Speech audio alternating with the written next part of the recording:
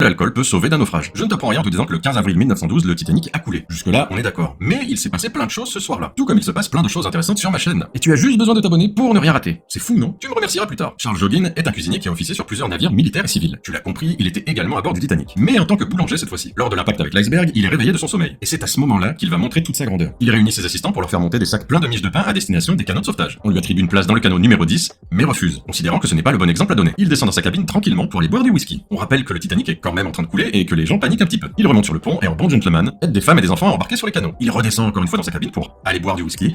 Oui. Puis voyant que sa cabine commence à prendre l'eau, remonte sur le pont pour balancer chaises longues et fauteuils en rotin à la mer, en espérant que cela serve de bruit aux naufragés. Il ira ensuite au pont de poupe pour se mettre délicatement dans l'eau, où il restera un moment avant de s'accrocher au canot pliable B qui était retourné, et où se tenait une trentaine de passagers. Ils seront finalement secourus plus tard par le canot numéro 12. Il survécut à la catastrophe sans aucune séquelle, dans une eau à moins de degrés. Et on estime que c'est entièrement grâce à tout l'alcool qu'il avait dans le sang que le froid n'eut que très peu d'effet sur lui. Comme quoi, des fois, le whisky, ça peut sauver des vies. Maintenant, tu sauras